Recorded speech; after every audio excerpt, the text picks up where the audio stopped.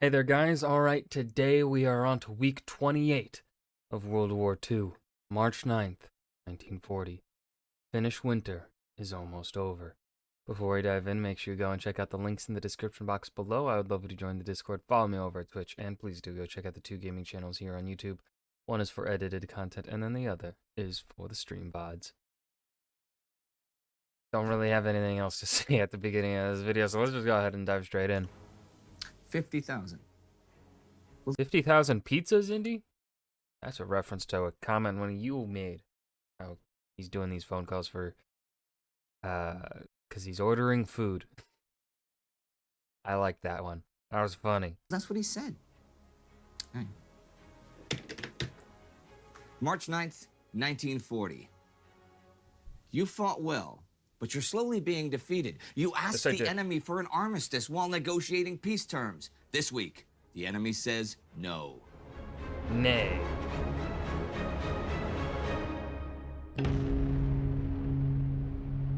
I'm Indy Nidell. This is World War II. Last week, Adolf Hitler gave new orders for his spring offensive in the west. The main force will attack through the Ardennes.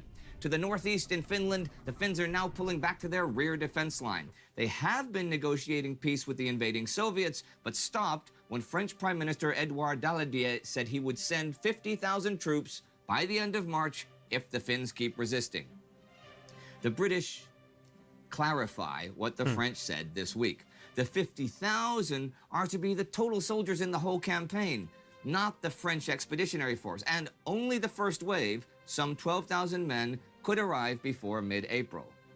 Daladier's contemptible little gesture had wasted 5 days and cost the lives of thousands on both sides. Fuck the French. There's actually a lot of he said, she said going on here. And Daladier and Neville Chamberlain, British Prime Minister, will say as late as next week that they're just waiting for the official Finnish request, and they'll send the troops. Oh my God. But as Eloise Engel points out, only a token force would actually reach Finland, and the rest will remain to secure Norwegian and Swedish positions from the Germans. If the Finns accepted Western aid and turned down Moscow's offer of a settlement, the entire Scandinavian peninsula would become a major theater in the nearly global war, with Germany possibly entering on the side of Russia. A totally different world situation would develop, with a Nazi-Soviet alliance against a Western front extending from the Arctic Circle to the Mediterranean and beyond.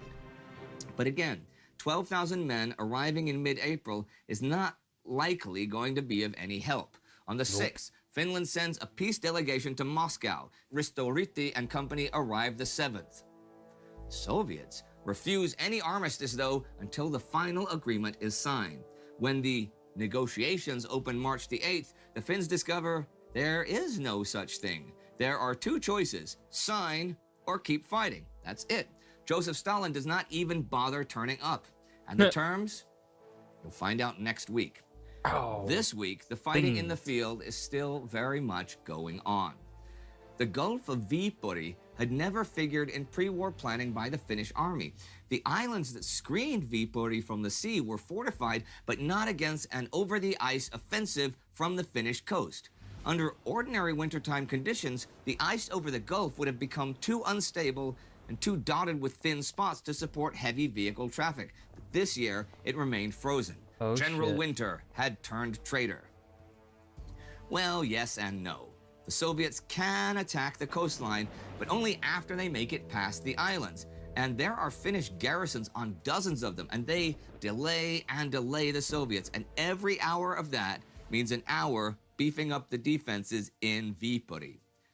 Interesting, though, to think why the Finns are even defending Viipuri and the rear line. I mean, to the west are lakes that funnel an invader into pretty decent defensive ground. Why not pull back there? Well, Viipuri is kind of the only bargaining chip the Finns still have at the negotiating table. And what if the Finns can hold out long enough for spring, maybe an early spring to arrive? The Gulf and lakes will thaw, and the ground before Viipuri will turn into a swamp that no armor or artillery can cross. The Russian drive will stall. And by now, a lot of volunteers have arrived and more would likely come. 8,000 Swedes and some 700 Norwegians Damn. have taken over the Sala sector, releasing the experienced Finns there to redeploy on the coast. The Russians also That's a good fair amount of Swedes. 8,000. know all this, hence their determination in attacking the rear line this week. And the fighting for the Gulf grows throughout the week until it matches the carnage of mid-February at Soma. By the 5th, there are 30 Soviet divisions and over 1,000 tanks and 1,000 aircraft attacking the rear line and the coast. Soon, the Soviets have a small beachhead, and if they can expand it, there is basically nothing between them and Helsinki. By the 6th, fighting has reached the suburbs of Viipuri, and Second Corps are down to around 600 shells, all calibers together. By the 8th, the Russian beachhead has indeed expanded, and they are shelling the Viipuri-Helsinki highway. If they can occupy that road, they can cut off Second Corps and surround Viipuri. They've also managed to destroy Finnish radio communication, so the Finnish units are now fighting their own battles as the week comes to an end. They might be unwillingly decentralizing, but someone is very much centralizing. At the end of February, Dr. Fritz Todt was chosen to centralize the direction of all the new German labor for military production. The occupants of the conquered territory, Czechs, Poles, and more, will be assigned to various munitions factories around the Reich. The Todt organization will be the largest single employer in Germany and will send men and women all over to wherever. Is it really employment if they're kind of forced to do it? I mean, that kind of seems more like slavery. Aren't they using slaves like that? Yeah. Any shortages or bottlenecks pop up in production. Todt will also work with economizing of any raw materials in short supply.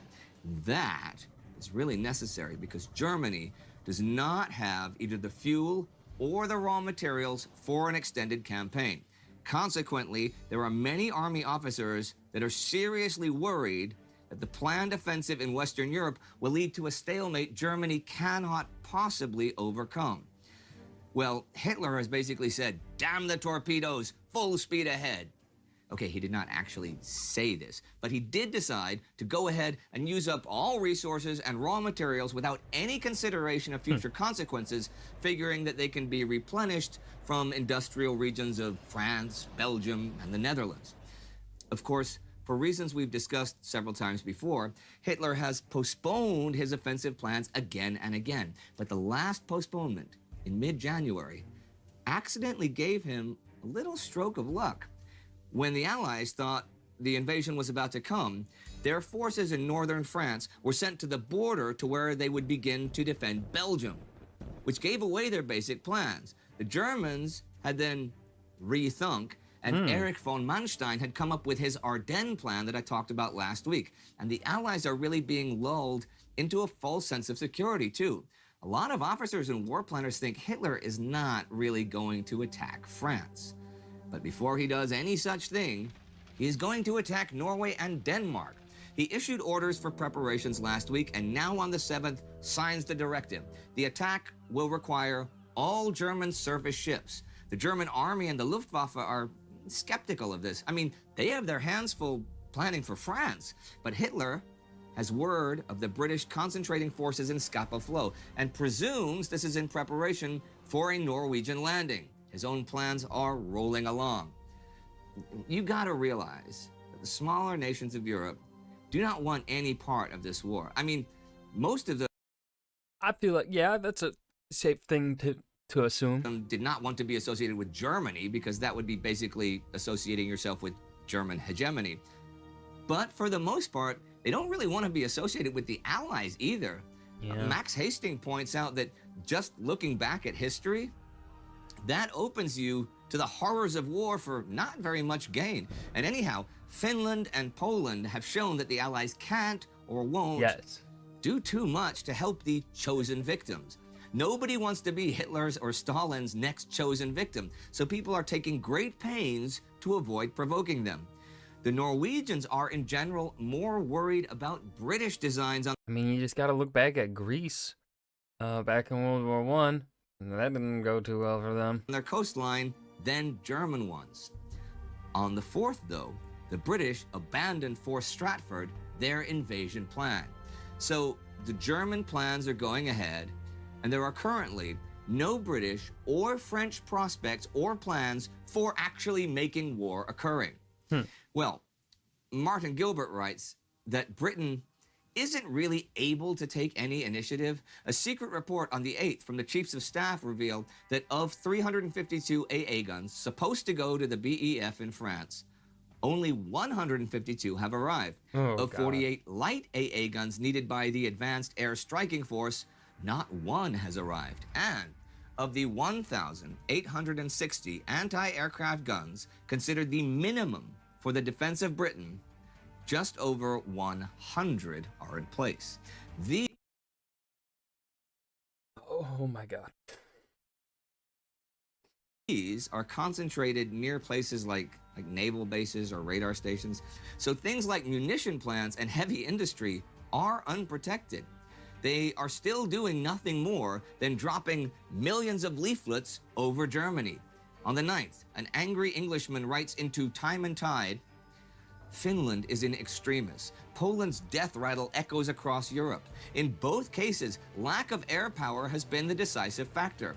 There are doubtless many good reasons why we have been powerless to help, but is that a reason for adding mockery to impotence? If petrol and pilots are not to be lightly risked even for vital objects, what is the excuse for sending machines 1,400 miles across enemy country to drop leaflets? Well, it is an attempt to effect a war without fighting in the field. That is also happening in China. Wang Jingwei is still getting his Chinese nationalist government set up in Nanjing, though it is in many ways a puppet state and will make loads of concessions to the Japanese, including stationing Japanese troops and advisors all over China. And it's not affiliated with the Nationalist Army and its leader Chiang Kai-shek. Also, though Japan will recognize it, they have no plans to send an ambassador, which would mean formal recognition. This is because what they really want is some sort of understanding with Chiang Kai-shek. So what the Japanese call Operation Kiri and the Chinese Operation Tong is sort of the strategy of dealing with both. This week on the 7th, the Japanese meet with Chiang through intermediaries on Hong Kong. Chiang seems interested in peace, and his army is in a perilous state. But this interest may well be a hoax designed to further delegitimize Wang.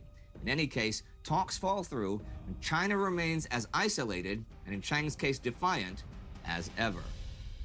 And the week ends with the Finns defending their rear line and the Soviets refusing to stop attacking until their terms are met.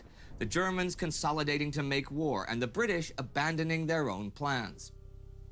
Daladier wasn't just being a jerk with his empty promise to the Finns. He wasn't just being a jerk, but he was also being an ass. He had kind of hitched his government's wagon to a really unpopular war. And if he could frame it as an anti-Bolshevik crusade, he could win over the French right. But anyhow, here's the situation. The Soviets have attacked the Finns. The Swedes have said no to sending military help. The Allies have promised military help that turns out to be a hypocritical ruse in order to use them. The one big country in Northern Europe that has not treated the Finns abysmally is Nazi Germany. If you want to understand more about the threat that... And that was week 28 of World War II, March 9th, 1940. Finnish winter is almost over. This was a good episode in that, you know, the way in which the information was conveyed and stuff like that, but it wasn't one of those it was another one of those episodes where there really isn't anything that leads really into wider discussion, I feel like. So, yeah, that's the video. I hope you guys enjoyed. Remember to hit that like button and subscribe for more, and I will see you guys in the next video.